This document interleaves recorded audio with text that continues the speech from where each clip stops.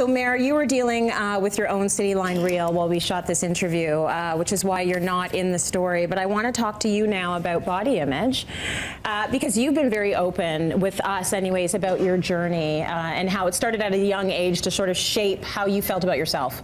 Yeah, it started off, actually I didn't even know I was fat until I was 9. My mom had put me in ballet class and she bought me the slimming black outfit, which was what the boys wore. And I went and I saw the little girls, the little stick pink girls, and I went, I'm fat, you know, so and my mom thinks I'm fat. But you weren't, were you? I wasn't. I was chubby, but I wasn't a stick, you know, but I wasn't fat. And then my doctor put me on a diet when I was 12 and I thought, oh my God, my doctor thinks I'm fat now too. And that was the beginning of the cycle of thinking I was fat all the time. And then being an actor, you know, I was a size 4 when I was an actor, and I was fat. I was considered fat then. At a size 4? Yeah, and so I would lose parts because I was too big. And but then it evolved that when I got into comedy, then people started to my worth was measured by how funny I was. Right. And then when I switched all that and went back into being a home economist and being on TV cooking, then people were judging me not by what I looked like so much, but what I was bringing to the table. So that helped me with my body image. I mean, one of my big relationships in my life, he said, lose weight for me, you're too fat. You know, and it's like, that really mucks your head up, right? Yeah. And so it's taken me a really long time to go, this is who I am. I really love this. I worked really hard to, when are we going to talk about the picture just, or can I lead into that? I want to talk about it now because it's sort of, this is the journey, you know, being put on a diet when you're 12 years old, the ballet teacher saying, you know, you feeling like you're too big in ballet class, and then, you know, the relationship telling you, please lose weight from me. If you love me, lose this weight. I love you better when you're thin. It was what I heard. I love you better when you're thin. Yeah. Like, that's awful. Yeah, well, I'm not with him, but, you know, that's good. Yeah, no. We know your husband. He would never. No, and you know what? Coming to post this picture, which blew up on your Instagram, actually went viral. It did. It went viral on Facebook and Instagram.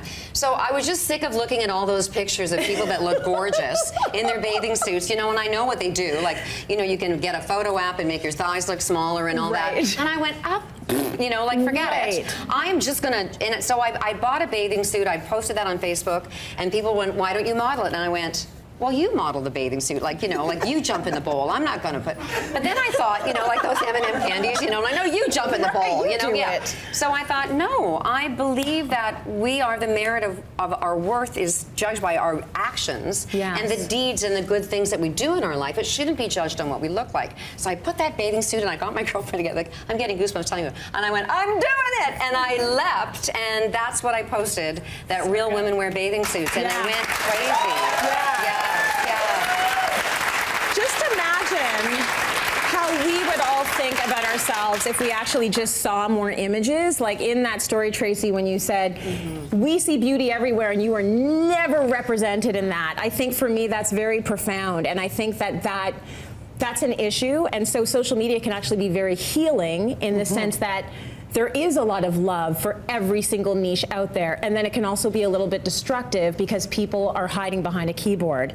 So in terms of these images being more prevalent out there, the cover of Glamour magazine with Lena Dunham, take a look at this shot. Kind of a big deal, and maybe it shouldn't be in 2017, but it is. 3, you know, generally actress-looking bodies, and Lena Dunham to the side, so you can get a good view of her cellulite on her thigh.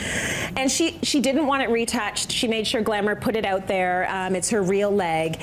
And in her post about it, she says, she grew up with people thinking she had a pot belly, rabbit teeth, knock knees.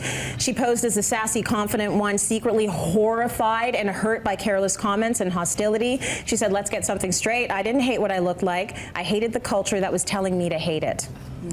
Well, today this body is on the cover of a magazine that millions of women will read without Photoshop, my thigh on full imperfect display.